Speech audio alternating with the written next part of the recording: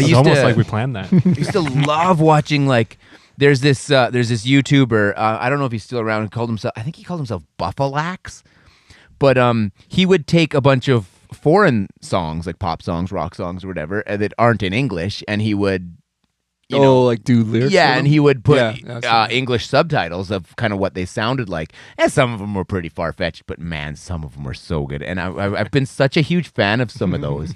And actually, a lot of those songs, I've ended up like really liking the actual song and just listening to it like normally, like for music. So I've got this weird like fucking Bulgarian folk song or whatever that I like now because it had these dumb fucking English misheard lyrics, right? Apparently there was, well, ones. actually I've watched the video, but there was an Italian guy, I think it was in the 60s or 70s. And is this the one that sounds like English but it's not? yeah, and it's just gibberish. It's so weird. Yeah. And he's just like singing in this pseudo English, but it's just gibberish. He doesn't know English. It's just gibberish. Right. And I think he wanted to prove a point. Is that one that goes? I don't remember the song. I don't know that. But yeah, it's just like this weird song and video. Funny. And it's, man. I think he wanted to prove a point that like Italians would just like any song that sounded like English. Well, like Point proven.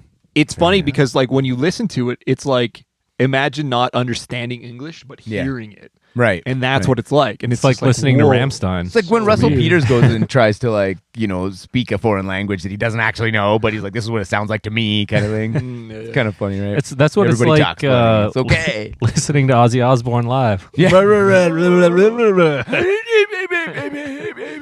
Actually, How is he still alive? there was a really, I don't know. I think it's probably still going on, and it's been going on for like 30 years. It was a really popular and famous in, I think, the 80s and 90s probably, but a show called Sora Mimi Hour, and Sora Mimi means misheard lyrics in Japanese. And it's actually a pretty big TV show and Marty Friedman was on it for a long time. So what they do is people send in their misheard lyrics. Like fans of the show will send in, hey, there's this song and it sounds like this, right? Hold me closer, Tony Danza. yeah, stuff like that. But usually what it is it'll be a non-Japanese song and it sounds like something in Japanese. And but what they do is they have the whole video crew that they make like a reenactment drama of whatever these misheard lyrics are. So if it's like, okay, so what's a good example? Scorpions, You Give Me All I Need. Yeah. It sounds like Yukimi Onani, which means masturbating while looking at falling snow. So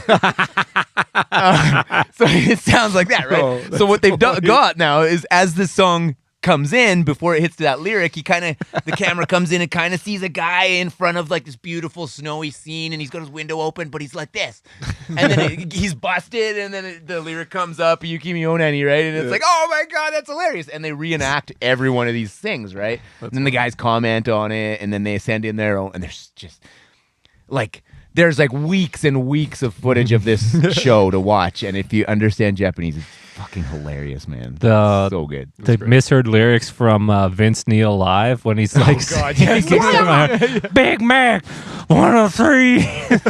Like, voila!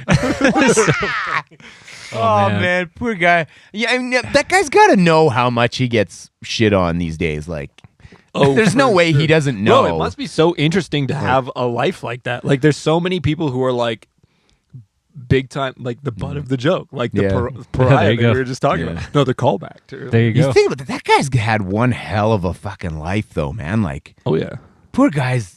What? Didn't he have a son that died or something? Yeah, I think so. Yeah, Kid, yeah. Plus, one of his best friends accidentally kills him in a car fucking crash, driving drunk, and like, dude, man, those guys have been through some shit. Hey, like, like, wow, dude. I mean, they were also in a sweet band in the 80s. Dude, you guys, at what age were you when you read The Dirt? Oh, I think I read that in high school. A little while before. I read that in the high school movie and was just came like, out. wow. And then like later heard that like probably a lot of it's just bullshit. Yeah. Although I don't know because like, I mean, we're not like a crazy band, but we got lots of stories. So like, if you were a crazy fucking band, I imagine you would have crazy stories. Yeah, if you're hopped up on and you blow live in the and middle heroin, of all the like fucking shit. You live basically on the Sunset Strip Plus you're in the 80s. You know, you get a That's gotta ton of fire you money up a right bit. away. Like, Yeah.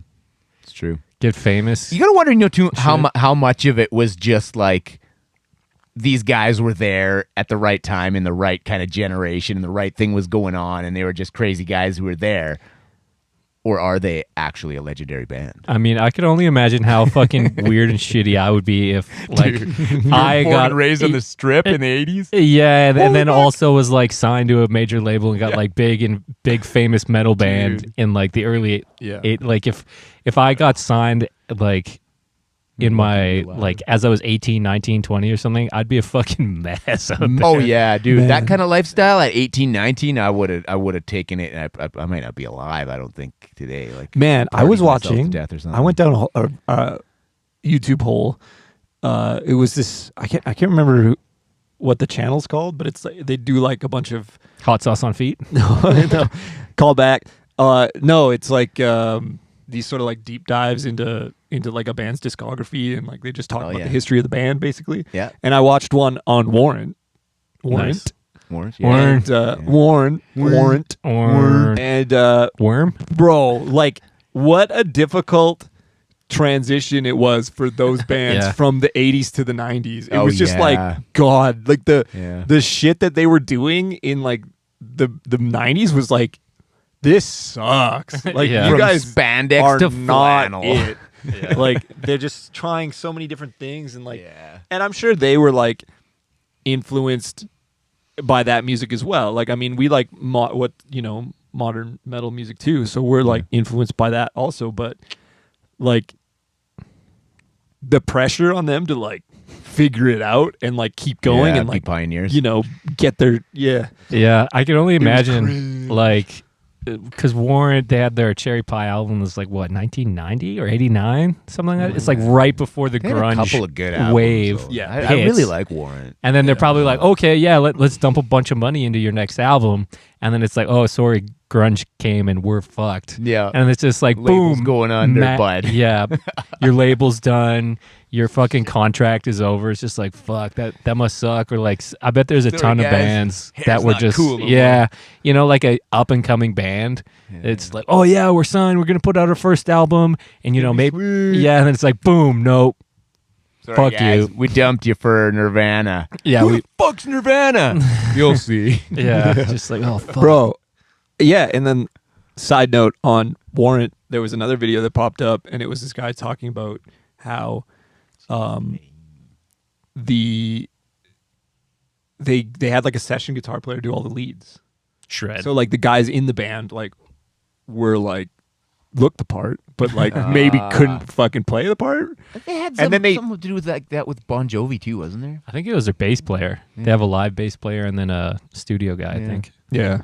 I mean, whatever. I mean, if you can afford to hire both, sure. But it's interesting because he was like, this guy was talking about this guitar solo he really liked from Warrant, and then how like here's a live video of it, and he's like, why does it sound so different?